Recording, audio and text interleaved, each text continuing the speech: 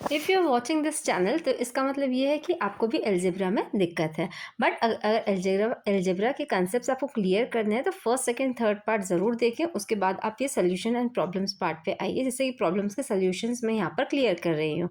इससे पहले वाले पार्ट में मैंने कंसेप्ट सारे सिखाए हैं, आप वो वाले पार्ट्स भी देखिए, और प्रॉब्लम्स अगर क्लियर करनी है तो आप ये वाला पार्ट ज़रूर देखिए। वीडियो को फुल एंड तक देखना, आपके बहुत सारे कंसेप्ट क्लियर हो जाएंगे। Right the numerical coefficient. तो फर्स्ट है न्यूमेरिकल कोएफिशिएंट क्या होता है, कोएफिशिएंट हमने पढ़ा हुआ है। सो न्यूमेरिकल कोएफिशिएंट का फर्स्ट क्वेश्चन है -7x इज इक्वल्स टू, तो क्या है कोएफिशिएंट इसका क्या हो जाएगा, न्यूमेरिकल कौन सा है इसमें, न्यूमेरिकल इज 7, और कोएफिशिएंट क्या होता है जिससे मल्टीप्लाई होता है, दैट इज x। सो क्या है यहाँ पर कोएफिशिएंट, न्यूमेरिकल पूछा है, वेरिएबल कोएफिशिएंट नहीं पूछा है, तो न्यूमेरिकल कोएफिशिएंट कौन सा है, -7। होप इजी होगा।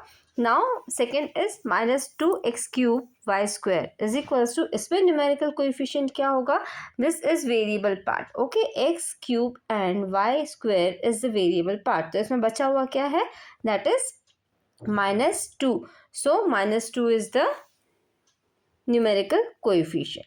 Now similarly in 6abcd square में क्या होगा numerical coefficient, 6। अगर वेरिएबल कोएफिशिएंट पूछेंगे तो हम वेरिएबल्स के कोएफिशिएंट बताएंगे, नहीं तो हम सिर्फ न्यूमेरिकल कोएफिशिएंट बताएंगे। इफ़ अगर सिर्फ कोएफिशिएंट लिखा है तो एग्जाम में क्या करेंगे आप, अगर सिर्फ लिख दिया कि right the coefficient of this, okay, तो हम क्या लिख देंगे, न्यूमेरिकल, मैं शॉर्ट फॉर्म में लिख रही हूँ, फुल लिखना है, numerical coefficient is equals to 7 and variable coefficient is equals to x, तो आपको फुल मार्क्स मिलेंगे। ओके, आप ऐसा नहीं लिख के आएंगे कि अगर सिर्फ उन्होंने कहा कि राइट द कोएफिशिएंट, तो you will not right like this कि -7 एंड x, ऐसे नहीं, आप आगे मेंशन करो कि न्यूमेरिकल है, ये वेरिएबल कोएफिशिएंट है। Okay, now fourth is 2/3 pq square, so 2/3 is the numerical coefficient. Now right the coefficient of x, अब हमें किसका कोएफिशिएंट बताना है, हमें बताना है x का कोएफिशिएंट। सो -4hx, हमें किसका बताना है, हमें x का बताना है। सो 4hx पे हम क्या बताएंगे, -4, बचे हुए जो हैं दैट इज कोएफिशिएंट, तो -4 एंड h, ओके, तो x के ये कोएफिशिएंट हो गए। सिमिलरली 5xy, तो क्या होगा, x का कोएफिशिएंट क्या है, y, z एंड 5, तो 5/z। Now third is -x का कोएफिशिएंट, अब इसमें कोई न्यूमेरिकल नहीं दिया, कुछ नहीं दिया, तो -x दिया है, तो हम क्या करेंगे, -1 is the coefficient. Okay, now -3x² y, तो क्या हुआ इसमें, -3 एंड y, ओके, और एक और x, ओके, तो ये हो जाएगा इसका कोएफिशिएंट, है ना। अब इसमें आप अगर सोचेंगे कि x वापस से क्यों लिखा है, ठीक है, तो माइनस अपन इसको स्प्लिट करते 3, है ना, okay, x multiply by x multiply by y, okay, तो अपन से एक का पूछा है, हम लोगों से किससे पूछा, एक x का पूछा है, तो -3xy, okay, so this is the coefficient. Now write down the coefficient.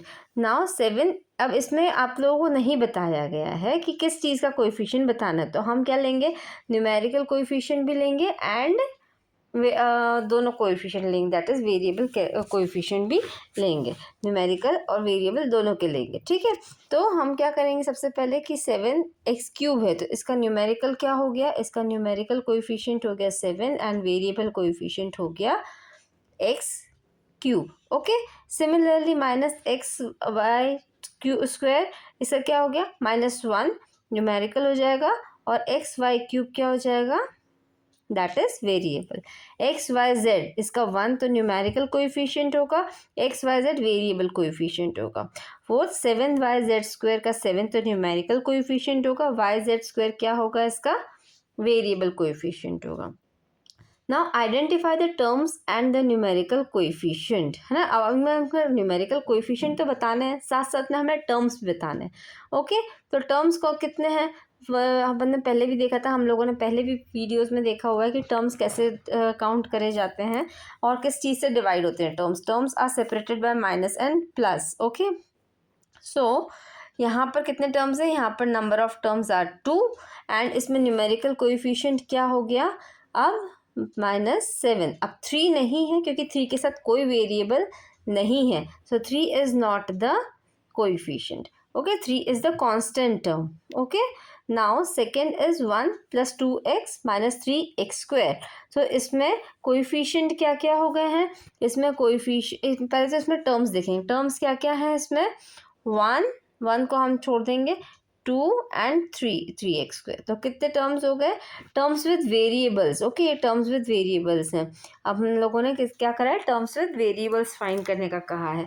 इसमें हमने ये नहीं कहा है कि टर्म्स विद, ओके, इसमें क्वेश्चन में थोड़ी सी मिस्टेक है, identify the variable term. Okay, variable term, ठीक है, एंड न्यूमेरिकल कोएफिशिएंट। अब आइडेंटिफाई द वेरिएबल टर्म, तो इसमें क्या है, -7x हो जाएगा एंड इसमें टर्म्स विद वेरिएबल कौन कौन से, 2x 3x² हो जाएगा और कोएफिशिएंट क्या क्या है इसमें, 2 एंड -3। नाउ क्लासीफाई, अब हमें इसे क्लासीफाई करना है कि कौन सा टाइप है। Okay, now classify 4z - 7z, तो क्या हो गया, ये बाइनोमियल टर्म है। कौन सा, क्लासीफाई द टर्म्स, ये टर्म्स को क्लासीफाई करना है, तो कौन सा टर्म है, ये बाइनोमियल, क्योंकि इसमें 2 टर्म्स हैं। ये मोनोमियल है क्योंकि इसमें 1 टर्म है। ये ट्राइनोमियल है because it is having 3 terms, it is also having 3 terms, so it is trinomial. Okay, now fourth है binomial because it is having 2 terms and 2017 is a monomial constant because इसमें कोई variable नहीं है, so we can write constant also। 1 + x + x² में trinomial because it is having 3 terms and multinomial because it is having 3 से ज़्यादा terms हैं, 5x² - 7 + 3x + 4 multinomial because इसमें 3 से ज़्यादा टर्म है, तो वील से multinomial. So thank you for watching. इसके आगे का वीडियो का आप वेट करो, इसके आगे के पार्ट्स में हम सॉल्यूशंस और प्रॉब्लम्स एंड सॉल्यूशंस पूरे कंप्लीट करेंगे। लाइक शेयर सब्सक्राइब करो जिससे कि आपको नोटिफिकेशंस मिलते रहे। Thank you for watching, bye bye.